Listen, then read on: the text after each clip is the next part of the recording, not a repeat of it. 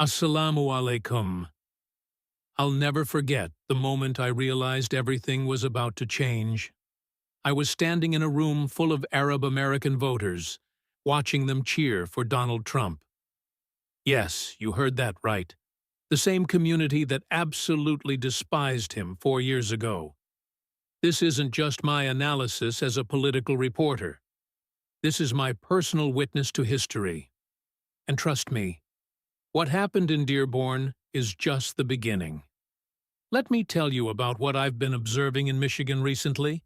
It's quite a fascinating story that really shows how foreign policy can have unexpected consequences right here at home. Kamala Harris learned this the hard way, and I was there to witness how it all unfolded. First, let's talk about Michigan and particularly Dearborn. You might not know this, but Dearborn is essentially the heart of Arab American culture in the United States. Walking through its streets, you'll find amazing Middle Eastern restaurants, cultural centers, and vibrant communities that have been here for generations. I've spent considerable time here as a political observer, and the transformation I've witnessed over the past few months has been remarkable. The turning point came when Harris lost Michigan's 15 electoral votes to Trump, who captured 49.9% of the vote. Now, you might wonder how this happened in a traditionally Democratic-leaning state. I can tell you firsthand, it wasn't just about domestic policies or economy. It was about what was happening thousands of miles away and how it deeply affected families right here in Michigan. I remember my conversation with Abdullah Hammoud, Dearborn's mayor, 2 weeks ago. It wasn't just another political interview. Sitting in his office, you could feel the weight of his community's pain. He shared stories that really brought home how personal this conflict had become for his constituents. One story particularly stuck with me. The first Lebanese-American citizen killed by Israeli forces was from Dearborn. Think about that for a moment. Not just a name in the news, but someone's neighbor, friend, family member. The mayor's own family story broke my heart. His wife couldn't attend her grandmother's funeral in Lebanon because of the war. I watched him describe how his mother-in-law struggles daily, knowing she couldn't be present for her own mother's burial. These aren't just political talking points. These are real human experiences that shaped how people voted.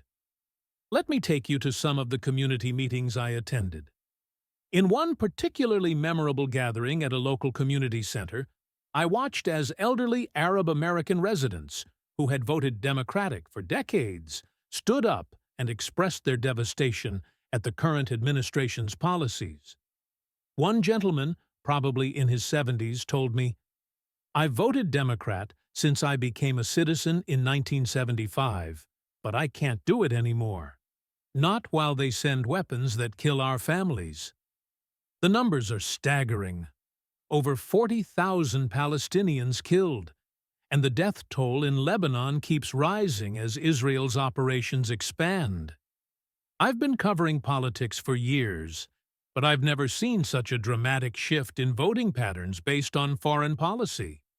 It's unprecedented in modern American political history. The Green Party's Jill Stein had her strongest showing ever in Michigan. I attended several of her rallies, and her message was clear and unequivocal. She called what Israel was doing genocide and demanded an immediate end to U.S. military support.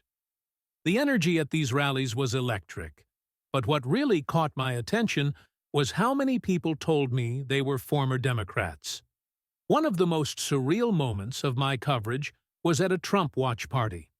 I met Nell Hamama there, a Palestinian-American who explained why she was supporting Trump. "Our country needs change," she told me, "and I believe Trump will rein in Israeli terror." If you had told me 4 years ago that I'd be standing in a room full of Arab Americans cheering for Trump, I wouldn't have believed you. Yet there I was, witnessing exactly that. Trump's strategy here was fascinating to watch up close. He played it incredibly well politically, regardless of what you think about his actual intentions. His messaging was deliberately vague but effective. He would say things like, "This has to end," without specifying how, leaving people to interpret his words in whatever way gave them hope.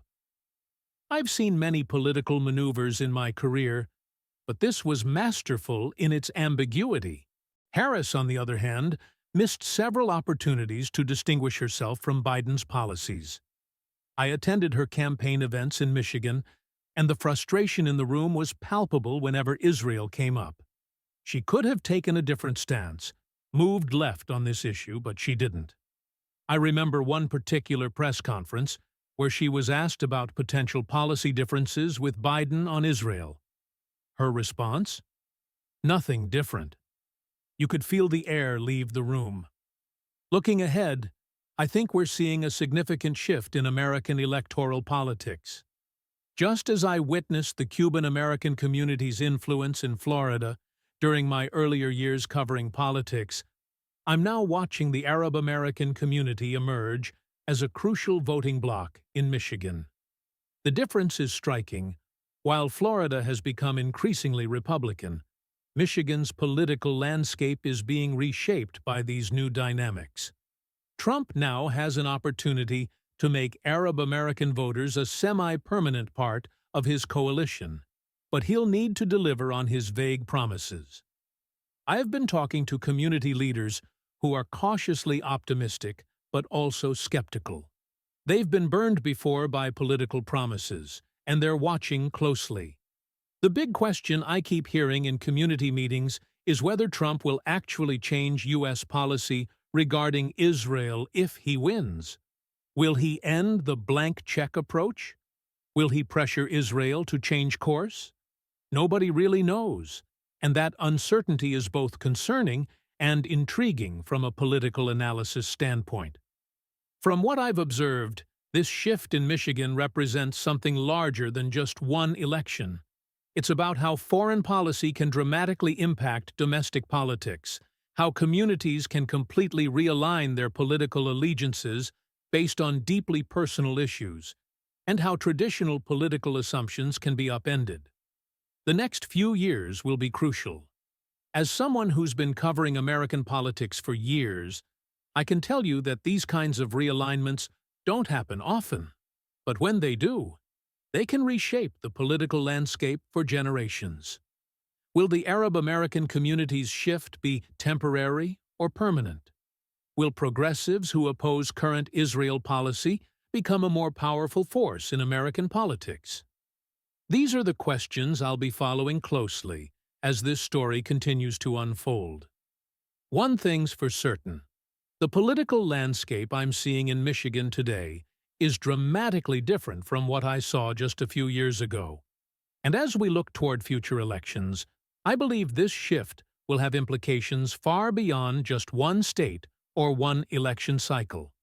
It's a reminder that in American politics, nothing is permanent, and everything can change when people feel their voices aren't being heard. As the sun sets on Michigan tonight, one thing is crystal clear. The path to the White House now runs through Dearborn, and whoever wants to win in the future better understand what I learned here. Sometimes the biggest political changes don't come from the top down, but from the heart up.